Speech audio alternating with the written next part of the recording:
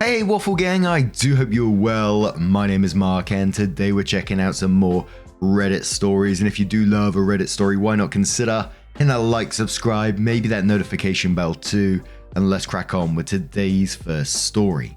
Much love, guys. Now, today's first story comes from a throwaway account that says, brace yourself, my 24 female boyfriend, 25 male, told me that snacking on mozzarella cheese balls might be a deal breaker.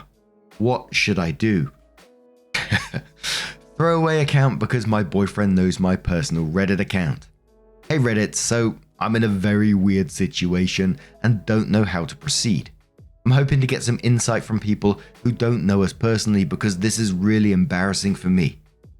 So to preface, I'm a cheese lover. I absolutely adore cheese and it's my favorite snack. My number one cheese has got to be mozzarella, specifically ball-shaped mozzarella.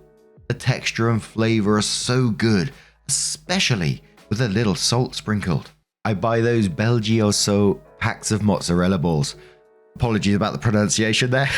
And they've been my snack of choice since I was a freshman in college.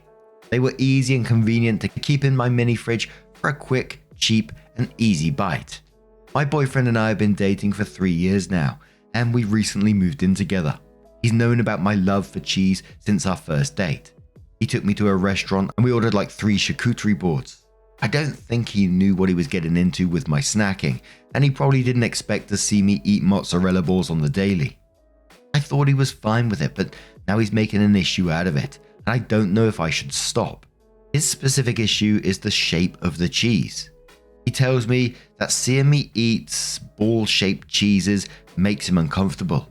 He says that it's lewd. What?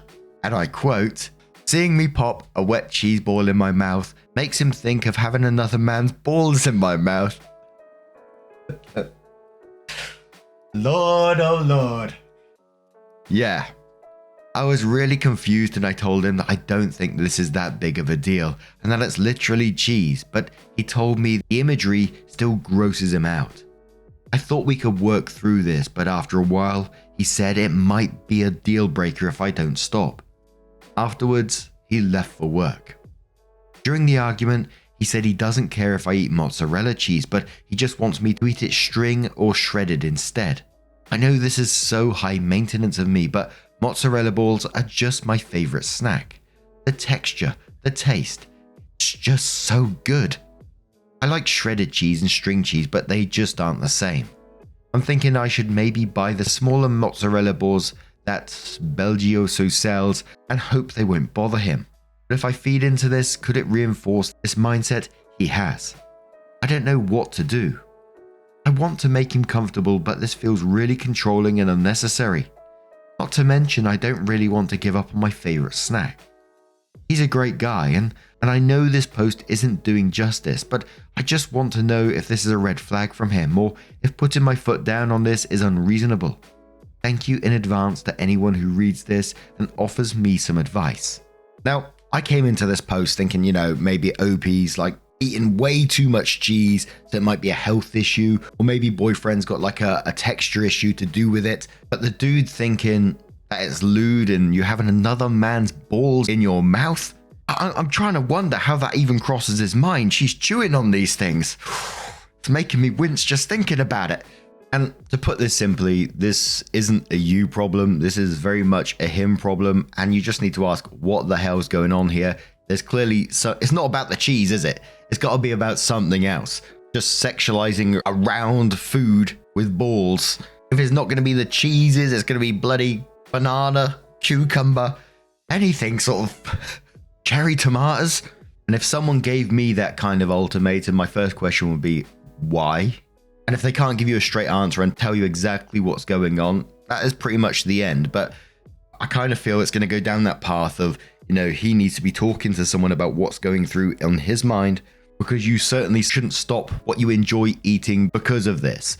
But the first commenter says, I would consider a partner who got sexually jealous over a cheese snack a deal breaker personally.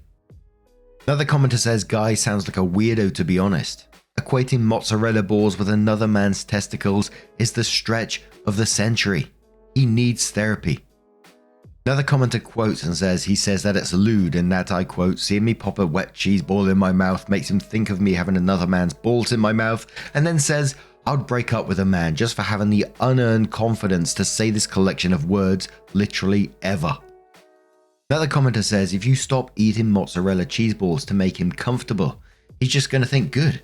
She'd tolerate that crock of shit. She'll do whatever I tell her. And it will get worse. Stand your ground. If a man wants to lose you over cheese, let him. You'll have won. One more comment says, tell him that if he ever brings up anything so stupid ever again that you'll dump him on the spot.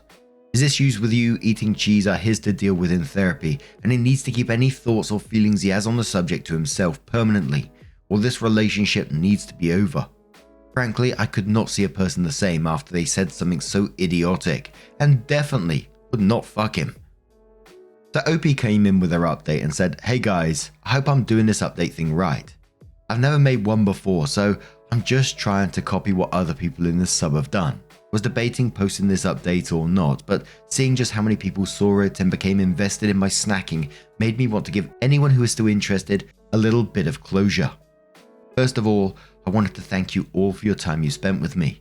Honestly, it's a little overwhelming to see how many people took a break from what I assume are very busy lives to give me advice and support. I think it's very beautiful how many people in so many different places can come together and give some love to people who need it. Secondly, I have a short and savory update. Get it? Because I couldn't leave you guys hanging. The morning after I posted, me and my boyfriend talked out this entire issue, and he ended up explaining why his mind immediately went to a place of sexualizing something that has no implications. I left this out of my original post because it felt unrelated, even though in hindsight it was obvious. But there was an issue with infidelity in his previous relationship. I didn't know the details of what happened and never tried to bring it up because I didn't want to upset him. That was my mistake though, because he is still struggling with insecurities and felt unsure if he could tell me about it. Both of us were lacking in communication skills, but we ended up clearing the air. And I found out both why his last relationship ended and why seeing me eat cheese balls upset him. All I knew previously was that he had a serious relationship with his ex-girlfriend and they broke up because she cheated on him. Now, he let me know that he found out about the incident because the person she cheated with him sent him a video of her eating another man's cheese balls. He told me that he feels like by now he should have gotten over it, but the betrayal stuck with him. The new move in together has started to trigger his unresolved feelings and given him new anxieties that our relationship might end the same way. I think pairing that with the daily visual reminder through the cheese balls was a little too much for him. I know many of you have very strong opinions about him, and I'm sorry to disappoint, but I'm not ready to let go of this relationship yet.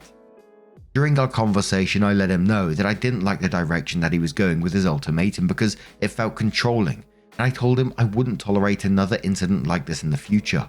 We already decided we'd be looking for couples counseling in our area to help us both move on from this incident and generally learn to communicate more openly, so that neither of us will bottle up our negative emotions alone and instead we can help each other overcome those emotions as a unit. Right now I'm feeling very hopeful, and I think that knowing about his past will leave me better equipped to pave a better future with him. Thank you all for your advice and support.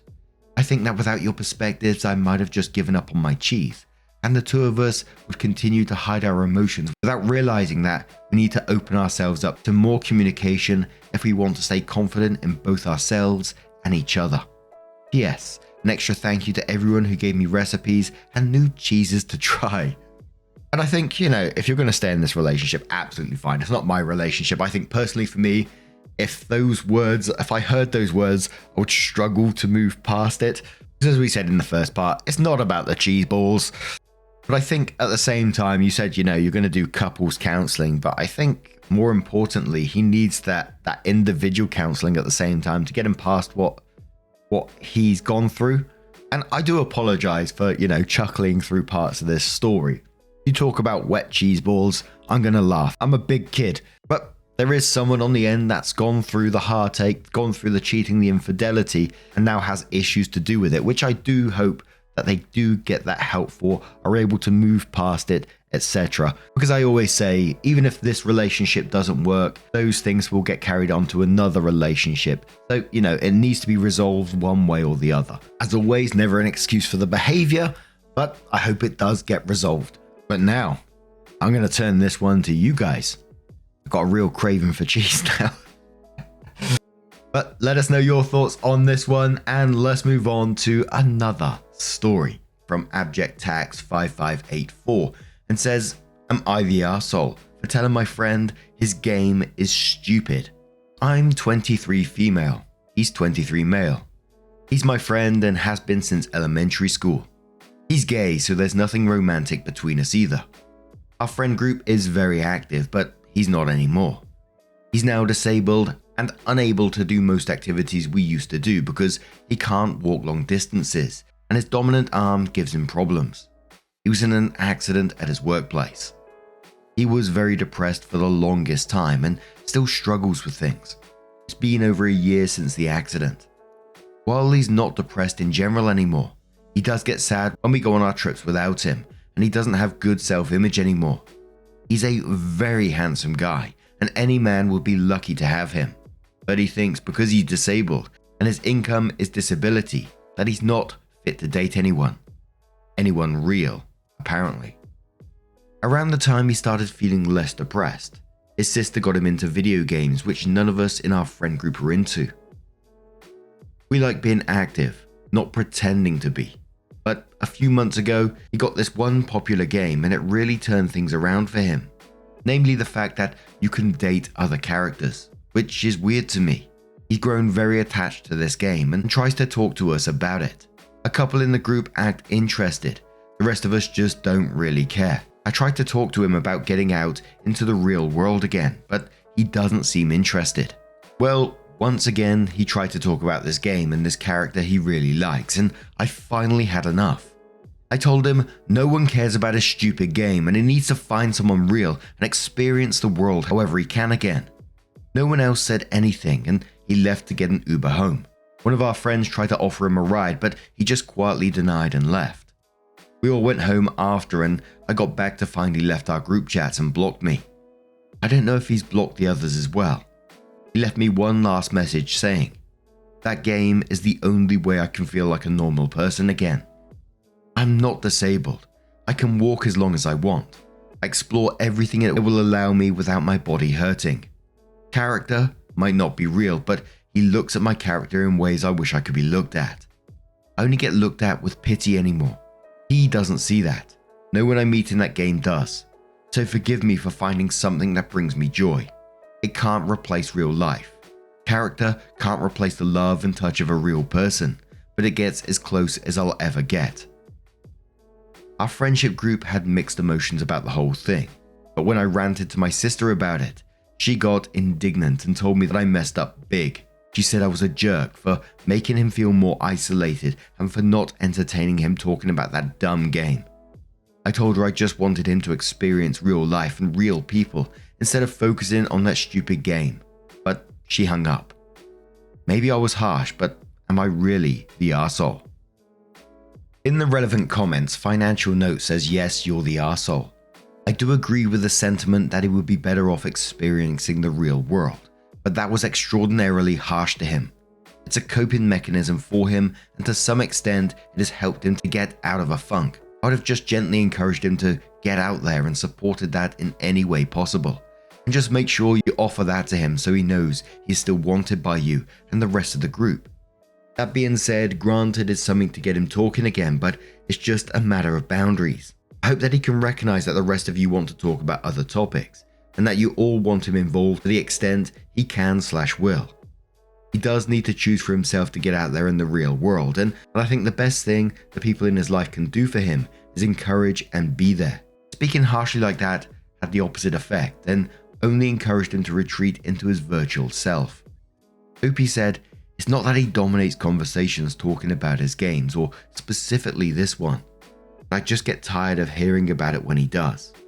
None of us like games. He didn't until his sister got him into them. And now that he's got into this one, it's his favorite.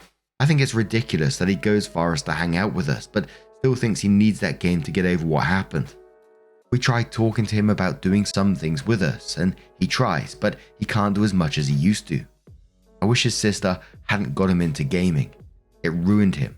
Someone suggested to OP that they've got no sympathy. OP said he can either adjust to a new lifestyle, which is what we've been trying to help him do, or he can sit on that stupid game and replace the life he already had with some fake one. I'd really rather have my friend back without the gaming. Someone says to OP this has got to be rage bait. OP says the fact that people would be raging about someone not liking some stupid game is pretty sad and exactly part of the reason why I want to find him something else. Happy Examination says, why do you care about what someone else likes? Is it your life? No. Oh, okay then. What right would you have to tell someone what they can or cannot like? You can enjoy whatever you like the same, as they're allowed to enjoy what they like. You have no right to be an arsehole about what your friend likes. You just sound like a controlling person and awful to be around. OP replied to that saying, we've been friends the longest out of anyone in our group. I was the first person he came out to. I was the first one to show up at the hospital after his accident. I refuse to watch my friend get sucked into gaming when he can do so much more with his life. Now, I'm a gamer myself, so my opinion might be very, very biased here. And I'm pretty sure the game they're talking about here is Baldur's Gate 3. Great game, by the way. And a game that you can really get sucked into. The characters, the dialogue, the relationships within the game. You can really get yourself pulled into it. And, you know, Baldur's Gate 3 for myself is a game exactly like that. It was the first game since Star Wars, the Knights of the Old Republic that I've been sucked into.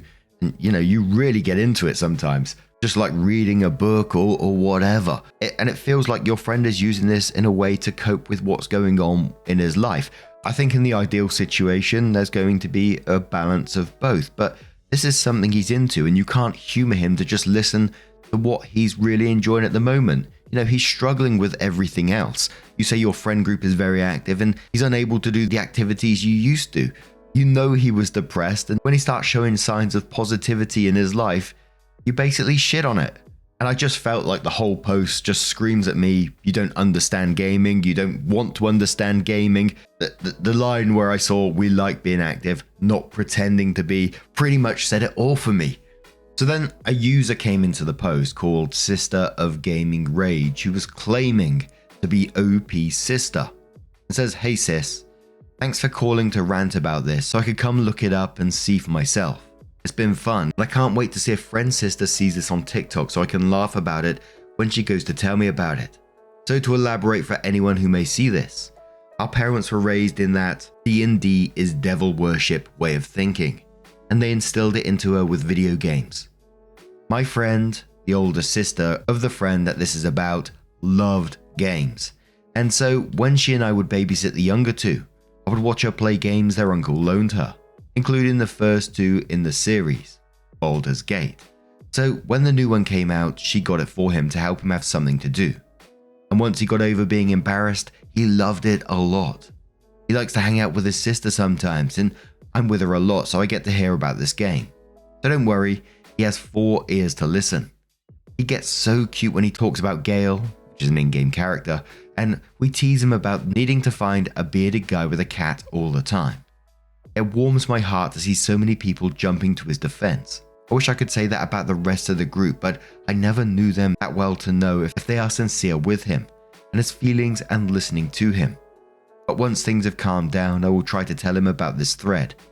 I don't think he uses Reddit, but then again, I didn't think my sis would either. But thank you again. Enjoyed seeing you get shut down. Maybe this time it will stick since it didn't when I said it.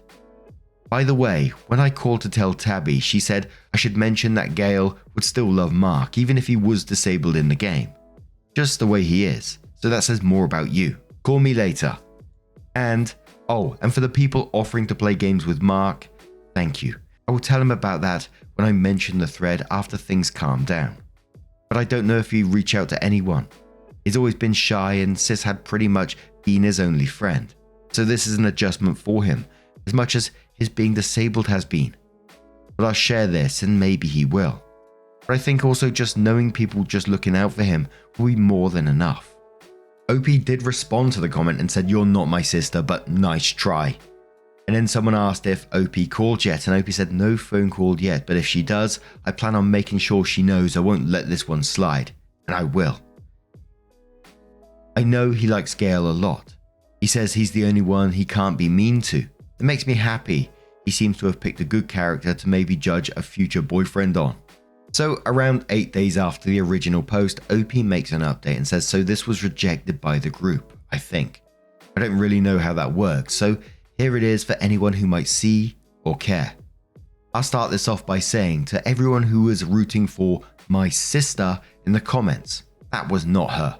I don't know what they thought that would accomplish, but it wasn't until after that comment that I even called my sister. Actually called my sister. She had a laugh over it before she berated me for the post. But for the actual update, no, my friend has not unblocked me, and a couple of others in our group aren't speaking with me anymore either. My stance on games hasn't changed, and it won't. I still find them ridiculous and pointless, and I still think what my friend is doing with that whole dating a character in the game thing is weird. I think anyone who does that needs help. The one guy who messaged me his email, my sister talked me into forwarding it to one of the friends who isn't talking to me, but hasn't blocked me, and told them to pass it to him. I don't know if they did, and I don't know if those two ever got in contact. I tried to ask, but no one would give me a solid answer. The friends who aren't speaking to me now apparently have been looking for a reason not to speak to me for a while, and that's all I know with that situation. And the ones who still are have been adamant about not wanting to pick sides. So that's it. I most likely won't log back in after this. I only got back into the post because my sister said she wanted me to reflect a bit more. And said it might help since I was keen to air my dirty laundry anyway. So the friends who are not speaking to OP have apparently been looking for a reason not to speak to OP for a while. Red flag, right? And for me in this, I don't think Mark was unhealthily obsessed with this particular character in the game. I think it was just him enjoying the game and wanting to talk about his experience in the game, especially a game like Baldur's Gate, which is very story driven, a lot of choices you make within the game. There's lots of friendships and like I said, choices you make to do with those friendships. To me, it was a positive thing that he's doing something that he loves, and it might be a springboard for future things for him, which I think that's a positive. I think like with all things, it needs to be moderation, but again, I don't think he was unhealthily obsessed in this story to me. And I truly hope it is a springboard for Mark too, that gives him confidence, that gets him out there, as well as his gaming hobby at the same time. It just felt like to me, OP hates gaming, and that's all there was to it. There was no alternative. You know, you shouldn't be gaming, it's a waste of your life, that kind of attitude. Personally for me, without gaming in my life, especially in some of my earlier years, I don't know where I would be now, to be quite honest. But now I'm going to turn this one to you guys. What do you guys make of this situation? Let me know your thoughts down in the comments below. And just a huge thank you from the bottom of my heart for getting involved in today's stories. Your love, your support, your time always means the absolute world to me. Sorry about the croaky voice you're having to listen to at the moment. I think it's slowly recovering thanks to your tips about the gargling of the salt water, all that good stuff is really helping me, so thank you. And I will see you in the next one. Take care and much love.